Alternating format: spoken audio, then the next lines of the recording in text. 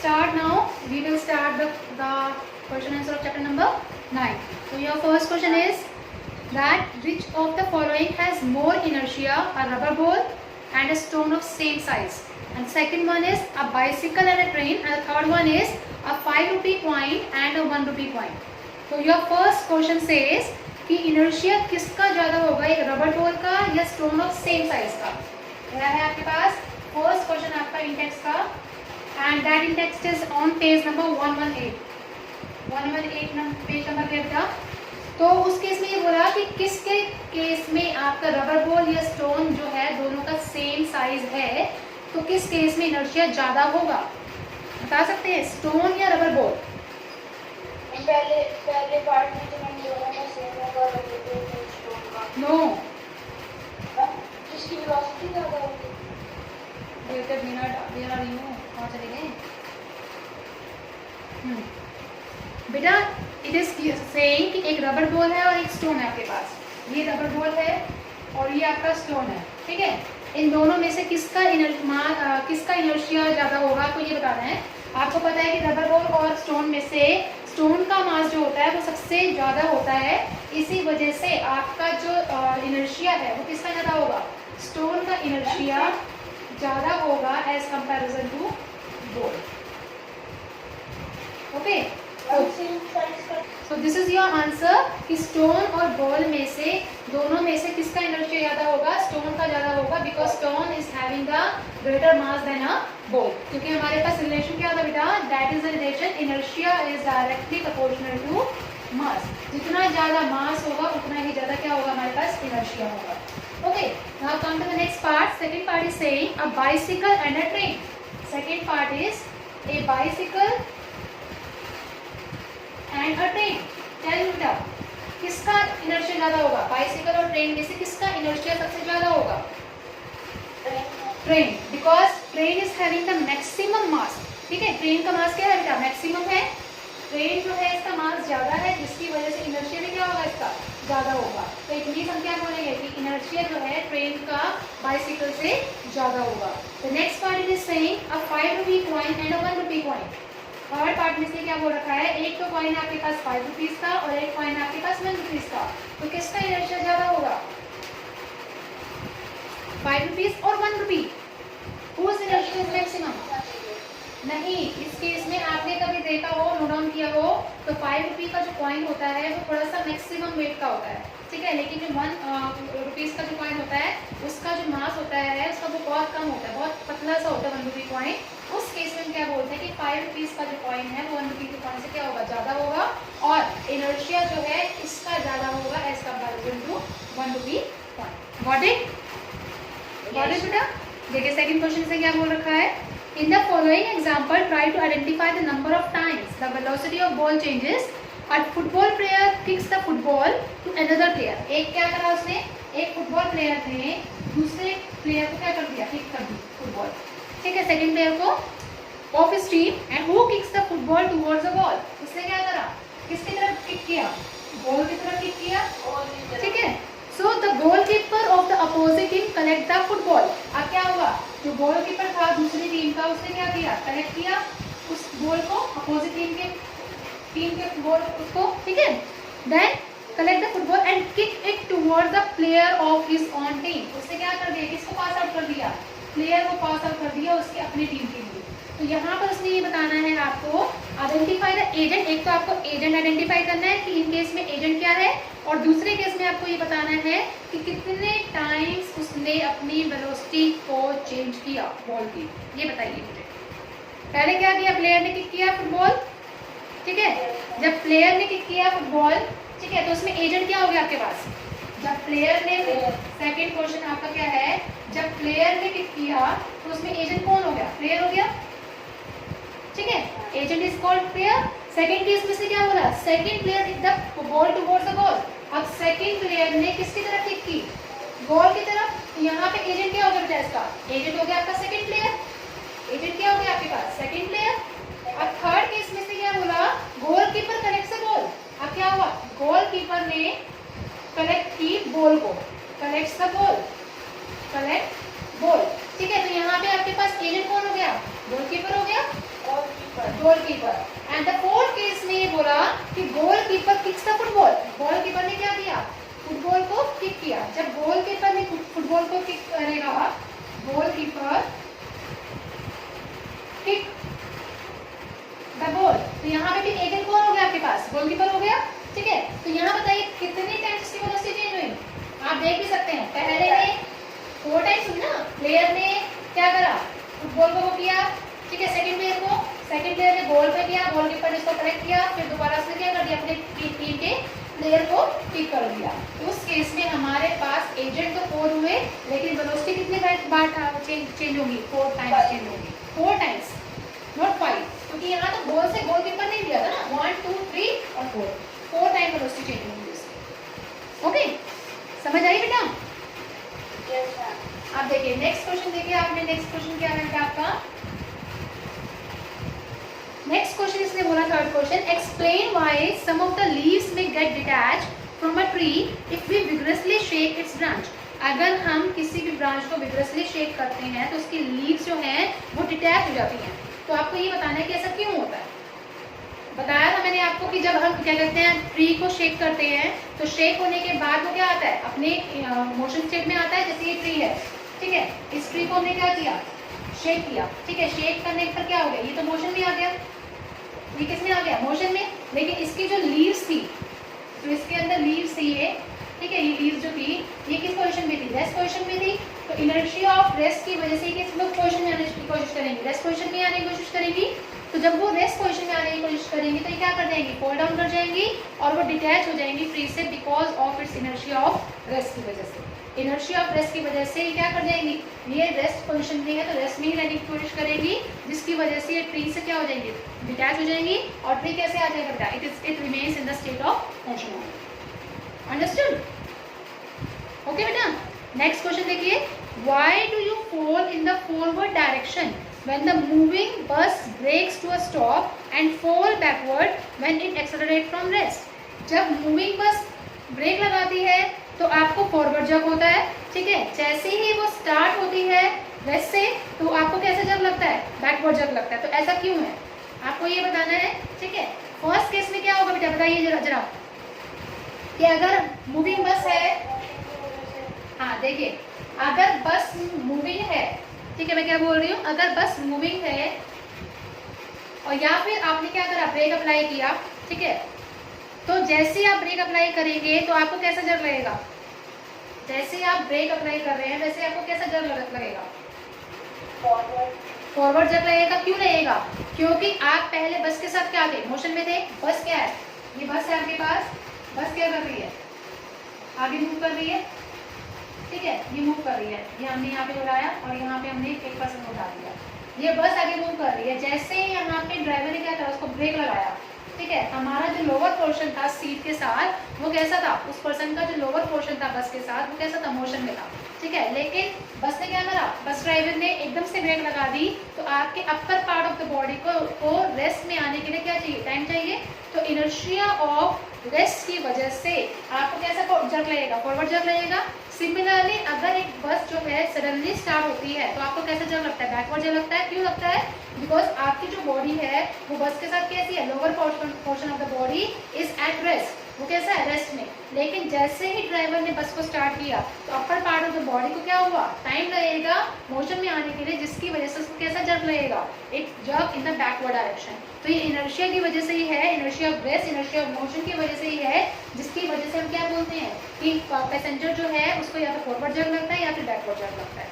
आई बात समझ, आई बात समझ बेटा?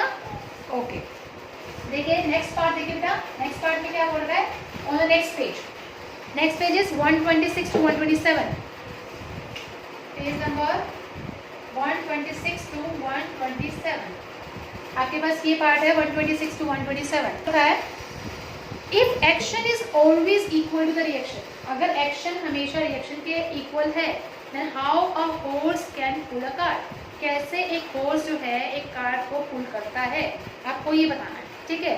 इट मीन्स अगर मैं यहाँ पे एक हॉर्स और एक कार्ट की प्रॉब्लम करूँ, ये हॉर्स है यहाँ पे, ठीक है, और ये कार्ट है, ये क्या है बेटा, कार्ट, ठीक है। हॉर्स और कार्ट की अगर हम यहाँ पे प्रॉब्लम को करते हैं, फेस करते हैं, यहाँ हॉर्स है एच और ये होगी कार्ट। ठीक है। तो हमने क्या बोला, इसने क्या बोल रखा है कि कैसे आप बोलोगे कि अगर एक्शन इक्वल टू रिएक्शन तो कैसे फोर्स जो है कार्ड को पुल करता है, आपको ये बताना है। तो कैसे बोलोगे आप, एनी आइडिया बताइए, एनी आइडिया क्या? फोर्स लगाएगा ना वो ज़्यादा होगा जल्दी रिएक्शन। देखिए जब फोर्स आगे की तरफ मूव करेगा थोड़ी थोड़ी थोड़ी जब भागेगा, ठीक है, तो जब भागेगा तो क्या होगा, भागेगा तो क्या होगा, वो ग्राउंड को पुश कर रहा है बैकवर्ड डायरेक्शन में। फोर्स क्या चल रहा है, आगे की तरफ चल रहा है, ठीक है, लेकिन वो एक्शन कहाँ लगा रहा है, बैकवर्ड डायरेक्शन में लगा रहा है। अंडरस्टूड, ठीक है। सेकंड इसने बोला कि जब भी फोर्स एक्सीड करेगा फोर्स ऑफ फ्रिक्शन से, जब भी इसका फोर्स ऑफ फ्रिक्शन से एक्सीड कर जाएगा, किसका, कार्ड का फोर्स जब भी आपके फोर्स ऑफ फ्रिक्शन से एक्सीड कर जाएगा और ग्राउंड से एक्सीड कर जाएगा, तो ग्राउंड क्या करेगी, कार्ड को पुश करेगी किस डायरेक्शन में, फॉरवर्ड डायरेक्शन में, और इन टर्न कार्ड क्या करेगा, उसको कहाँ धकेलेगा, इन द बैकवर्ड डायरेक्शन। यानी कि फ्रिक्शन की वजह से कार्ड ने भी क्या कर दिया, ग्राउंड के ऊपर एक्शन किया, इन टर्न कहते ग्राउंड ने भी कार्ड को क्या दिया, रिएक्शन फोर्स दी, और क्या हुआ, ये दोनों के दोनों आगे मूव करने लगे। Got it? तो इसने ये चीज बोल रखी है कि अगर एक्शन रिएक्शन के इक्वल होगा तो आपका फोर्स और कार्ड दोनों के दोनों जो है इस न्यूटन थर्ड लॉ को क्या करेंगे, वैलिड करेंगे। बिकॉज फोर्स जो अगर मूव करता है तो फोर्स क्या करेगा, आगे मूव करेगा, ग्राउंड को पीछे धकेलेगा, तो यहाँ एक्शन और रिएक्शन दोनों चीज हो रही है। लेकिन इन टर्न जो आपकी कार्ड है, कार्ड के व्हील्स की वजह से क्या फोर्स कर रही है, फ्रिक्शनल फोर्स कर रही है, ठीक है। वो फ्रिक्शनल फोर्स क्या कर रही है, उसको आगे जाने में हेल्प कर रही है, लेकिन वो फ्रिक्शनल फोर्स क्या कर सकती है, उसको रोक भी सकती है, ठीक है। लेकिन इसका फोर्स क्या है, इसके फोर्स पे क्या है, ज्यादा लग रहा है, फोर्स ऑफ फ्रिक्शन पे क्या लग रहा है, ज्यादा लग रहा है, जिसकी वजह से ये कार जो है ग्राउंड को छोड़ती हुई आगे की तरफ मूव करेगा, और इन टर्न ग्राउंड क्या कर रही है, उसके ऊपर एक रिएक्शन फोर्स दिख रही है जो कि कहाँ लगेगा, in the backward direction. Okay बेटा, ठीक है।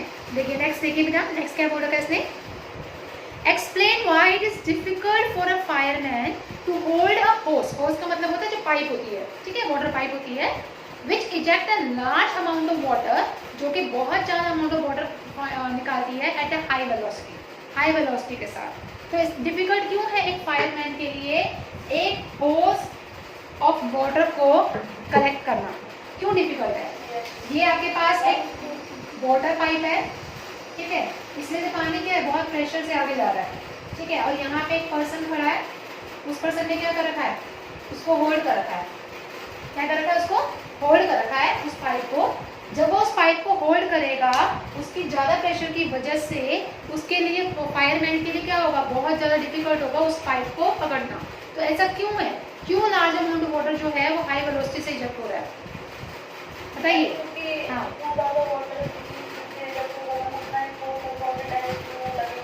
Yes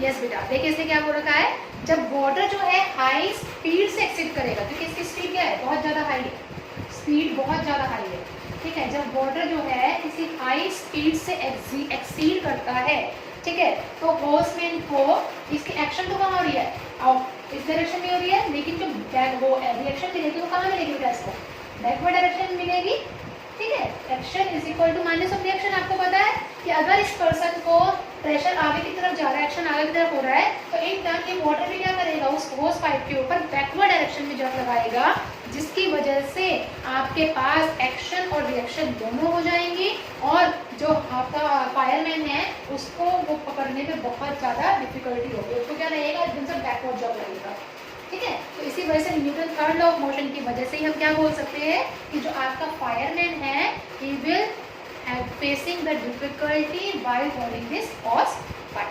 got it? Yes. Okay, next question देखिए। हाँ, नेक्स्ट क्वेश्चन थोड़ा सा इंपॉर्टेंट है, आगे न्यूमेरिकल पार्ट है, ठीक है। ये तो जस्ट मैंने आपको ऐसे समझाया था, अब हम न्यूमेरिकल पार्ट अपना पढ़ेंगे। न्यूमेरिकल पार्ट में हमारे पास क्या आता है बेटा, थर्ड क्वेश्चन आता है न्यूमेरिकल पार्ट का, which is the most important part.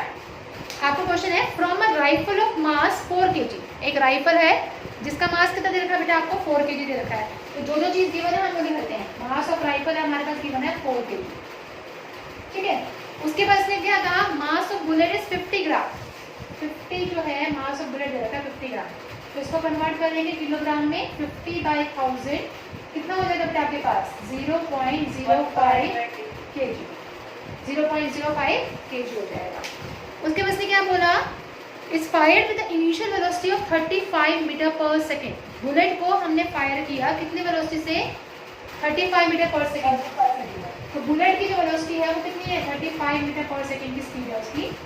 अब उसने कहा calculate the initial required velocity of rifle, आपको वेलोसिटी निकालनी है किसकी, राइफल की। अब स्टार्ट होने से पहले जब बुलेट को फायर करा था, फायर करने से पहले उन दोनों की वेलोसिटी कैसी थी, रेस्ट में थे दोनों।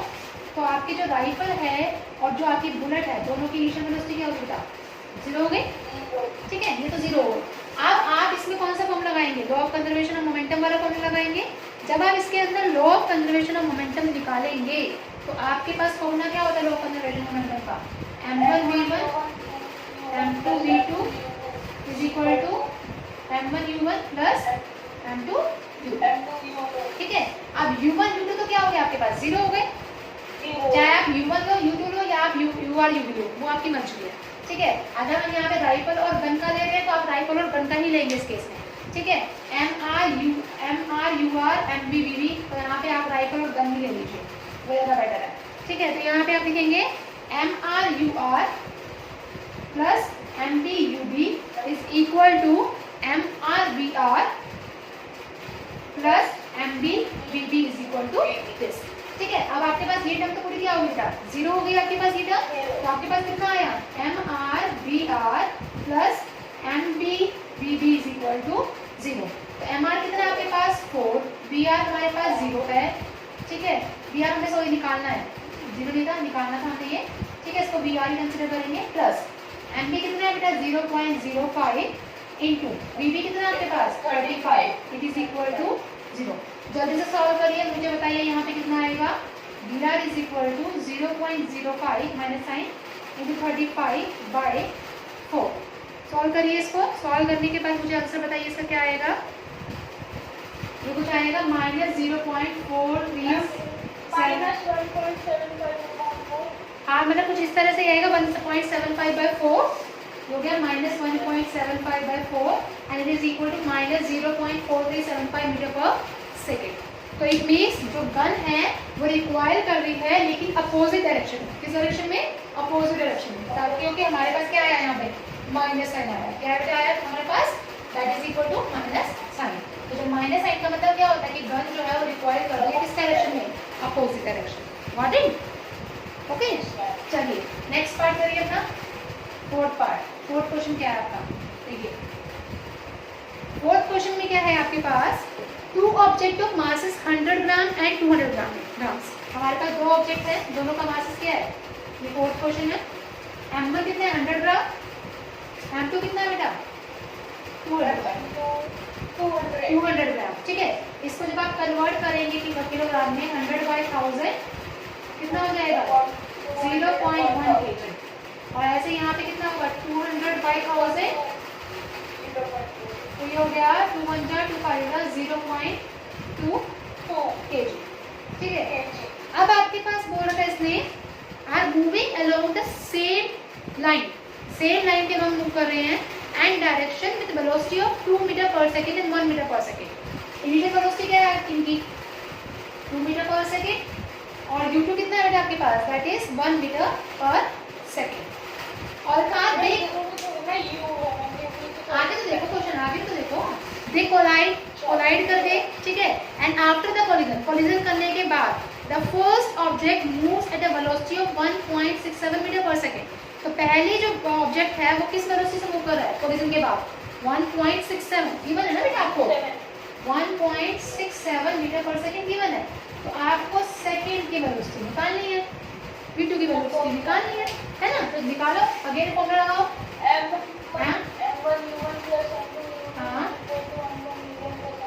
वेरी गुड बेटा, m1 v1 plus m2 v2, ठीक है। तो m1 v1 कितना है, m1 अगेन ये आपके पास कितना हो गया 0.1 into 2 plus 0.2 into 1 is equal to m1 हो गया अगेन 0.1, v1 हो गया 1.67, m2 हो गया 0.2 इंटू v2 हमारे पास निकाल दिया, ठीक है, अब इसको जब आप सॉल्व करेंगे तो आपके पास कुछ इस तरह से आ जाएगा।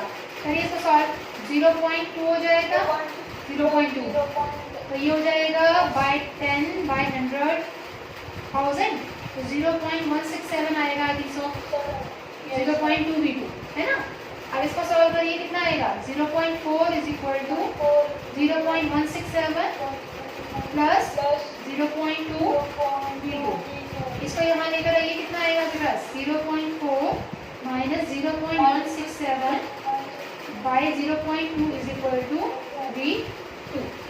ठीक है, अब जब आप इसको सॉल्व करेंगे तो आपके पास यहाँ से आंसर आएगा 1.165 मीटर पर सेकेंड। सॉल्व करके देखिएगा कि आंसर यही आता है आपका 1.165 metre per second is your correct answer. I hope समझ आया बेटा आपको। So now come back to your NCERT exercise question. जो हमारे इंटेक्स क्वेश्चन थे वो तो हमने फिनिश कर लिए। Okay, now come back to the NCERT exercise question. ये क्वेश्चन बहुत इंपॉर्टेंट है, आपके एग्जाम में कई बार पूछे जाते हैं। रिकॉइल वेलोसिटी का गन का तो आपका बहुत बहुत बहुत ज़्यादा इंपॉर्टेंट टॉपिक है। ठीक है, इसके बेसिस पे तो न्यूमेरिकल्स आते ही आते हैं, ये लगा लीजिए आप। तो आइए अपने एनसीईआरटी एक्सरसाइज क्वेश्चन के ऊपर। ठीक है बेटा, तो ये आपका फर्स्ट क्वेश्चन है। यहाँ पे क्वेश्चन में क्या है, an object experiences a net zero external unbalance force. एक ऑब्जेक्ट है, वो क्या एक्सपीरियंस करता है, एक net zero external unbalance force consider करता है। Is it possible for the object to be travelling with a non zero velocity. क्या ये पॉसिबल है किसी ऑब्जेक्ट के लिए कि वो नॉन जीरो वेलोसिटी से मूव करे? अगर है तो आपको एक कंडीशन बतानी है, ठीक है, on the magnitude and direction of the velocity, और अगर नहीं है तो रीजन बताना है आपको। तो बताइए, क्या ये पॉसिबल है कि कोई ऑब्जेक्ट जो है किसी नॉन जीरो वेलोसिटी से मूव करे? बताइए बताइए, कोई पॉसिबिलिटी है ये इस चीज़ की? पॉसिबिलिटी है कि एक ऑब्जेक्ट जो है वो कंटिन्यू करता है किसी भी स्ट्रेट पाथ के अंदर किसी भी नॉन जीरो कांस्टेंट वेलोसिटी से, जब तक उसके ऊपर एक्सटर्नल फोर्स अप्लाई ना कर दी जाए। आपको न्यूटन फर्स्ट लॉ बताया गया था। न्यूटन फर्स्ट लॉ क्या बताता है कि when a body is at rest it remains at rest, and when a body is in motion it remains in motion until and unless an external force is applied on it। जब तक हम किसी body के ऊपर external force नहीं apply करेंगे तो वो किस वेलोसिटी के साथ मूव करेगा, एक कांस्टेंट वेलोसिटी के साथ मूव करता जाएगा। फॉर एग्जांपल, अगर मैं एक बॉल की बात लेती हूँ, ये बॉल है, अगर ये बॉल मूव कर रहा है कंटिन्यूसली आगे की डायरेक्शन में, ठीक है, तो वो तब तक मूव करता रहेगा जब तक कि उसके ऊपर अपोजिट डायरेक्शन में कोई फोर्स ना अप्लाई हो, ठीक है, एक्सटर्नल फोर्स ना अप्लाई हो। ओके, तो that is known as your first question. Okay, तो इसका आंसर क्या आएगा, यस आएगा। और आप कहेंगे कि एक ऑब्जेक्ट जो है वो मूव कर सकता है स्ट्रेट पाथ में विद अ कांस्टेंट वेलोसिटी के साथ। What it? अगर वो पहले से ही मोशन में। Very good. तो when a carpet is beaten with a stick, second question हमें क्या बताता है कि अगर हम एक कारपेट को एक स्टिक से बीट करते हैं, ये कारपेट है, मैंने आपको बताया था जब मैंने आपको बीट किया था, ये कारपेट है, ठीक है, ये कारपेट हमने सुखा रखा है वायर के ऊपर, ठीक है। जब हमने उसको किसी स्टिक से बीट किया, किसी स्टिक से हमने क्या कर दिया, उसको बीट कर दिया, जैसे आप उसको बीट करोगे the dust come out of it, ये डस्ट है, ठीक है, ये इसके बाहर आ जाएगा। क्यों आएगा ये हमें पता है, इनर्शिया की वजह से, ठीक है, कि जब हम किसी भी कारपेट को बीट करते हैं with the help of a stick, तो वो कारपेट किस स्टेट में आता है, it comes in the state of motion, ठीक है, इनर्शिया ऑफ मोशन में आ जाता है। लेकिन जो 10 पार्टिकल पहले से ही रेस्ट में थे, वो किस मोशन में आने की कोशिश करेंगे, रेस्ट पोजीशन में ही आने की कोशिश करेंगे, और इनर्शिया ऑफ रेस्ट की वजह से वो पार्टिकल्स क्या हो जाएंगे, उस क्या कहते हैं कारपेट से निकल कर कहाँ गिर जाएंगे, नीचे के डायरेक्शन में गिर जाएंगे। So it is due to the inertia of rest, they will fall down. Understood this question? What it will do? देखिए नेक्स्ट क्वेश्चन क्या बोल रखा है, why it is advised to tie any luggage cap on the roof of a bus with अ रोप। ठीक है, अगर हम एक बस पे जा रहे हैं, ठीक है, और बस पे जाते जाते हमने क्या करा, अपने लगेज को उस बस पे रख दिया, ठीक है, तो उसको जो बस ड्राइवर है या कंडक्टर है वो उसको टाई क्यों करता है, ठीक है, क्यों जरूरत पड़ती है हमें टाई करने की? बिकॉज हाँ देखिए, मैं अगर आपको इसका वो दूँ थर्ड पार्ट में क्या है, जैसे ये बस है, ये बस है, ठीक है। ये इसका अपर पार्ट है, यहाँ पे हमने क्या कर दिया, अपने लगेज को रख दिया। तो वो जो कंडक्टर है वो क्या करता है, इस लगेज को टाई कर देता है। क्या करता है, टाई कर देता है। तो वो ऐसा क्यों करता है वो टाई, क्योंकि आपको पता है कि जब स्टार्ट होगी, बस मूव करना शुरू करेगी या ब्रेक अप्लाई हो जाएगी, तो या क्या इसका स्टेट क्या होगा, चेंज होगा, ठीक है। या फिर अगर इस बस की डायरेक्शन भी चेंज होगी तो इनर्शिया ऑफ डायरेक्शन की वजह से इसका स्टेट भी क्या होगा, चेंज होगा, ठीक है। Inertia of rest, inertia of motion, inertia of direction, तीनों की तीनों स्टेट क्या हो जाएगी, उसकी चेंज हो जाएगी, जिसकी वजह से ये क्या होगा, इसको अपने स्टेट में आने के लिए क्या चाहिए होगा, इसको अपने स्टेट को मेंटेन करने के लिए इनर्शिया की जरूरत पड़ेगी, ठीक है। It resist to change the state of motion, ठीक है, आइदर टू रेस्ट, मोशन और डायरेक्शन, ठीक है। तो ये क्या हो जाएगा, गिर जाएगा। अगर इस लगेज को टाइट नहीं करेंगे हम, इनर्शिया की वजह से क्या हो जाएगा, गिर जाएगा। और ये गिरने की वजह से क्या होगा, हमारे लगेज गुम हो सकता है। इसी वजह से कंडक्टर या बस ड्राइवर जो भी है, उसको जरूरत पड़ती है इनर्शिया की वजह से क्या करने के लिए, टाई करने के लिए, ताकि वो गिरे ना, ठीक है। किसी भी ब्रेक लगाने पर, मोशन होने में, सडनली स्टार्ट होने में या फिर डायरेक्शन चेंज होने पर ये जो लगेज है ये गिरे ना, इनर्शिया की वजह से। इसी वजह से हम क्या बोलते हैं, इसको टाई करना बहुत ज़्यादा जरूरी होता है। गॉट इट, गॉट इट बेटा, गॉट इट, ओके। देखिए नेक्स्ट क्वेश्चन, नेक्स्ट क्वेश्चन आपका क्या बोल रहा था, it's an MCQ question. A batsman hit a cricket ball, एक बैट्समैन ने क्या किया, एक क्रिकेट बॉल को हिट किया, ठीक है।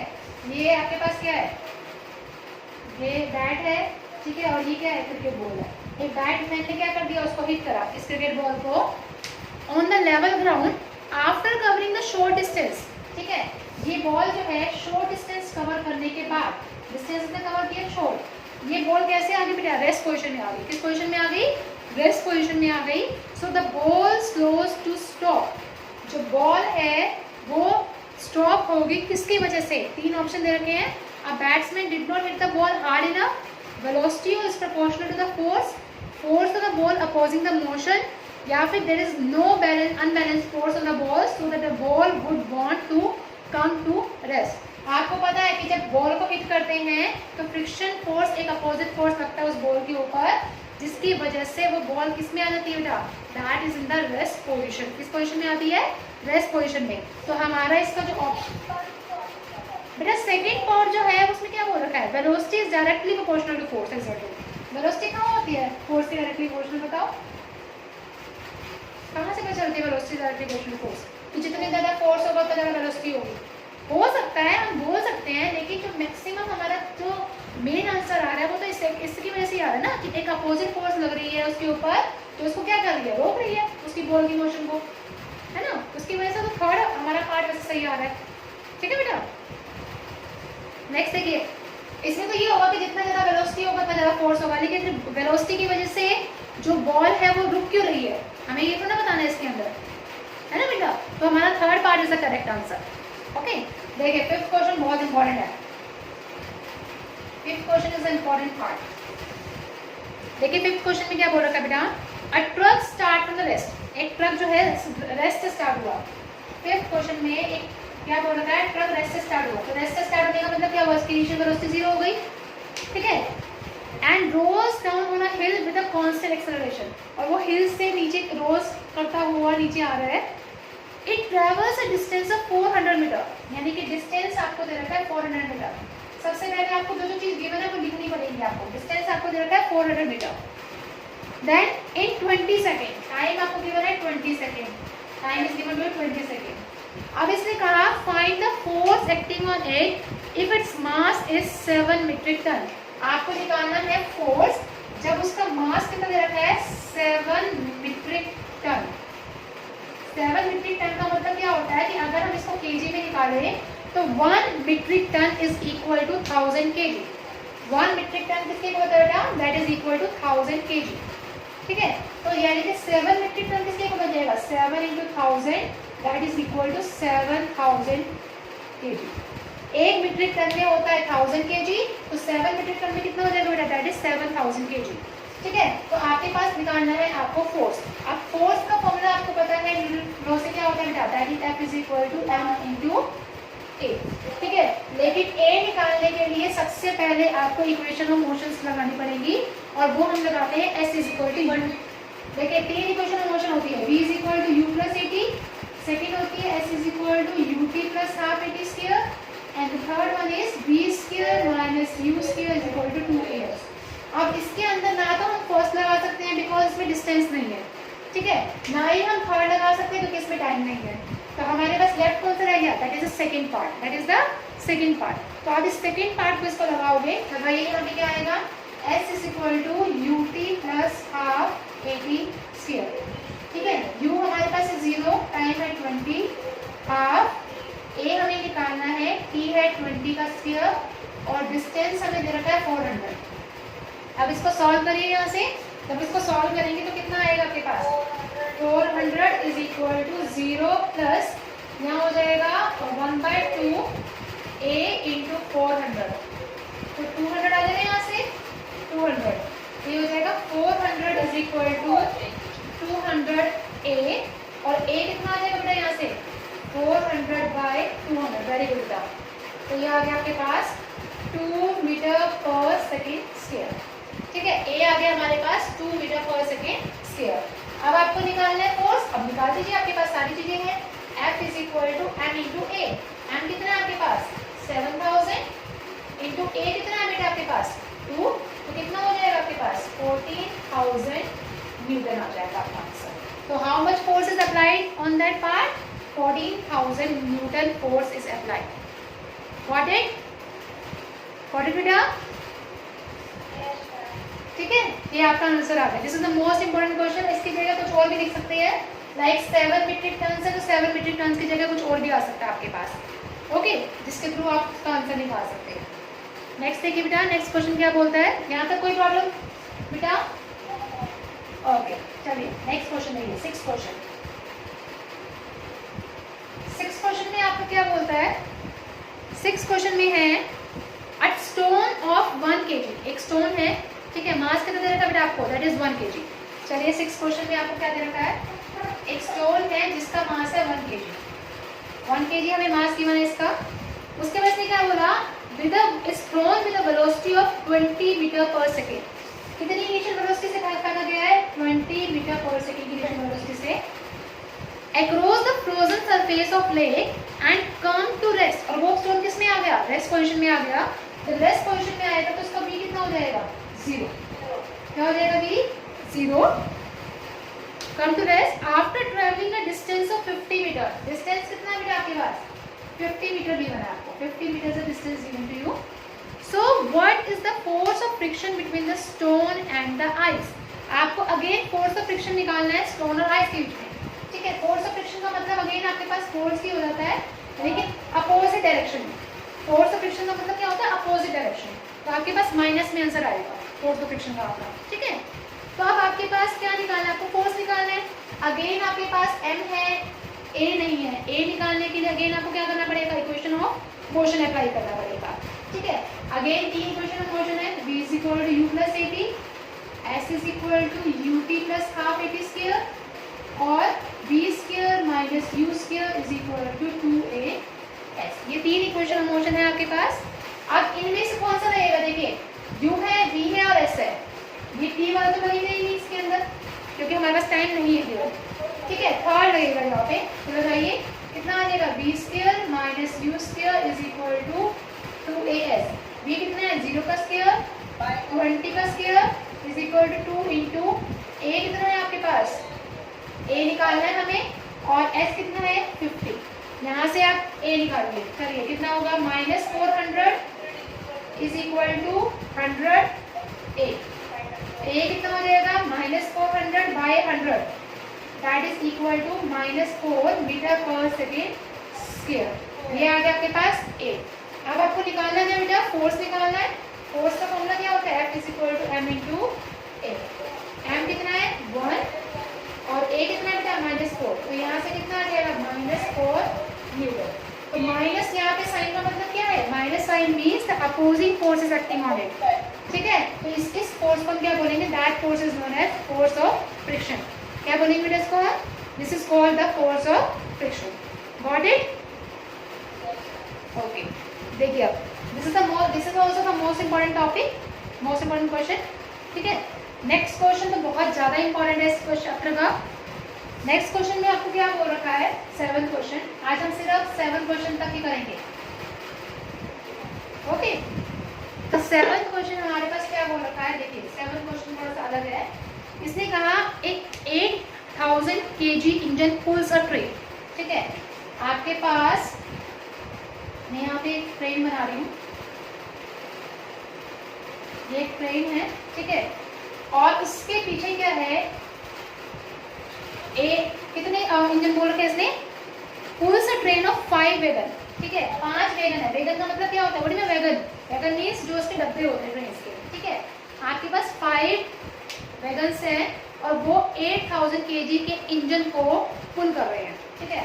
ये आपके पास 8000 kg का हो गया एक इंजन, ठीक है। ये क्या कर रहे हैं, 5 जो वैगन्स हैं इसके, ये इसको पुल कर रहे हैं। ये एक तो ये वैगन हो गया, यहाँ पे हो गया दूसरा, ठीक है। कितने हैं हमारे पास, कितने वैगन्स हैं, 5।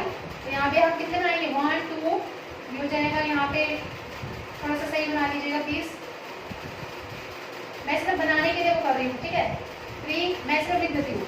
ये हो गया वैगन 1 2 3, यहाँ पे 4th हो जाएगा और ये 5th हो जाएगा, ठीक है। ये क्या कर रहे हैं, इसको खींच रहे हैं, पुल कर रहे हैं बेटा, ठीक है। उसके बाद से क्या कहा, ईच ऑफ 2000 kg, और हर एक वैगन का जो मास है वो कितना है, 2000 kg है हर एक का, ठीक है। जितने भी वैगन्स हैं उनका मास कितना दे रखा है आपको, 2000 kg दे रखा है। ऑन अ हॉरिजॉन्टल ट्रैक, एक हॉरिजॉन्टल ट्रैक पे मूव कर रहे हैं। If the engine exert a force of 40,000 Newton, engine ने कितना फोर्स एक्सर्ट किया इसके ऊपर, 40,000 न्यूटन। इन वैगन्स के ऊपर इंजन ने जो फोर्स लगाया that is 40,000 Newton, and track offers a friction force of 5,000 Newton, और इन टर्न ये जो इसकी वजह से जो फ्रिक्शन फोर्स लग रही है वो कितना लगा रही है, 5000 न्यूटन फोर्स लगा रही है। Then calculate the net accelerating force, आपको क्या निकालना है बेटा, नेट एक्सेलरेटिंग फोर्स निकालना है। क्या निकालना है आपको, नेट एक्सेलरेटिंग फोर्स। तो पहले केस में आपको निकालना है net accelerating force. Net accelerating force कैसे निकालेंगे, देखिए इंजन ने कितना फोर्स लगाया, 40,000, ठीक है। In turn force of friction कितना लग रहा है आपके पास, 5,000 न्यूटन। तो नेट एक्सेलरेटिंग फोर्स निकालने के लिए आप क्या करेंगे, force of exerted by the engine minus frictional force, force exerted by engine minus frictional force. Frictional force से इसको क्या कर दोगे, माइनस कर दोगे, फ्रिक्शनल फोर्स को माइनस कर दोगे आप उसमें से। तो कितना फोर्स एक्सर्ट किया इंजन ने, 40,000 माइनस 5,000, कितना आ गया आपके पास, 35,000 न्यूटन। ये आपके पास आ गया net accelerating force, got it. अब सेकंड केस में इसने क्या बोल रखा है, इससे सेकंड केस में बोल रखा है एक्सेलरेशन ऑफ ट्रेन निकालनी है। क्या निकालनी है आपके पास, एक्सेलरेशन ऑफ ट्रेन। देखिए सेकंड पार्ट में आपको निकालनी है एक्सेलरेशन। एक्सेलरेशन निकालने के लिए आप क्या करेंगे, फोर्स बाय एम, आपके पास ये फॉर्मूला होता है F is equal to m by ma, यहाँ से a किसके हो जाएगा, F बाय m के, ठीक है। तो यहाँ पे आप करोगे एक्सेलरेटिंग फोर्स जो लगी उसकी, एक्सेलरेटिंग फोर्स बाय मास, ठीक है। एक्सेलरेटिंग फोर्स तो कितना लग रहा था बेटा उसका, 35,000, ठीक है। अब मास कितना था, कितना, mass of train, mass of train का मास कितना था, हर एक डब्बे का है 2,000, ठीक है। 2,000 हर एक डब्बे का कितना है, 2,000, हर एक वैगन का 2,000 मास है। तो 5 वैगन्स है, तो हमारे पास कितना हो जाएगा, 5 इंटू 2,000, 5 इंटू 2,000। तो जब आप इसको सॉल्व करेंगे यहाँ से तो ये कितना आ जाएगा, 3.5 मीटर पर सेकंड। नहीं नहीं नहीं, 8,000 तो बिना इंजन का है ना, हमें तो ट्रेन का निकालना है ना, एक्सेलरेटिंग ऑफ ट्रेन निकालना है, वो तो इंजन का है, हमें इंजन का नहीं निकालना, हमें डब्बों का निकालना है क्योंकि वो इंजन को पुल कर रहे हैं, ठीक है। नेक्स्ट क्वेश्चन देखिए, नेक्स्ट पार्ट में क्या बोल रखा है, force on wagon 1 on wagon 2। Wagon 1 का फोर्स वैगन 2 के ऊपर कितना आएगा आपको वो बताना है, ठीक है। क्या है, सी पार्ट में क्या बोल रखा है, कोई बात नहीं, force of wagon 1 on wagon 2 निकालना, ऑन वैगन 2। ये कई बुक्स में गिवन है, थर्ड पार्ट कईयों में नहीं गिवन है, तो बाकी आप देख लो, एक्स्ट्रा ही हो जाएगा। आपको वैगन 1 का वैगन 2 के ऊपर फोर्स निकालना है। तो कैसे निकालेंगे? फोर्स का फॉर्मूला होता है मास इनटू एक्सेलरेशन, ठीक है। मास कितने कितने वैगन का हो जाएगा? देखो, एक ने दूसरे के ऊपर फोर्स लगाया, ये हो गया 1 फोर्स, दूसरे ने तीसरे के ऊपर लगाया, ये हो गया 2nd फोर्स, तीसरे ने चौथे के ऊपर लगाया 3rd, और चौथे ने 5वें के ऊपर लगाया। कितने हो गए? इनके बीच में 4 हो गए ना, 4 हो गए ना। इस केस के बीच में 1, इस केस के बीच में 2, इस केस के बीच में 3, इस केस के बीच में 4। तो आप क्या लिखोगे? Force is equal to mass of 4 wagon, mass of 4 wagon into acceleration, into acceleration, ठीक है। मास ऑफ 4 वैगन कितना है आपके पास? 2 इंटू 4 इंटू 2000 इंटू एक्सेलरेशन कितना है आपके पास? 3.5। इसको सॉल्व करिए, व्हाट यू गेट? ये हो जाएगा 8000 मल्टीप्लाई 35/10, 0 से 0 कैंसिल। तो आप इसको सॉल्व करेंगे तो आपके पास डायरेक्ट आंसर आ जाएगा इसका 28,000 Newton. This is the most important question. तो अगर आपको कहीं पे भी समझ आए तो आप पूछ सकते हैं, ठीक है। तो यहाँ तक बताइए, यहाँ तक कोई दिक्कत बेटा आपको? एक लास्ट क्वेश्चन और कर लेते हैं इसके साथ भी। नेक्स्ट क्वेश्चन बहुत ज़्यादा छोटा सा है और इजी सा है, ठीक है। उसके बाद हम क्या करेंगे, अपना आज के लिए इतना काफ़ी है, ओके। देखिए ये क्वेश्चन समझ आ गया ना, 7th क्वेश्चन इंपॉर्टेंट क्वेश्चन है ये। 8 क्वेश्चन में देखिए क्या बोल रहा था बेटा। 8 क्वेश्चन में आपको बोल रहा था, बहुत इजी है 8 क्वेश्चन तो। An automobile vehicle has a mass of 1500 kg।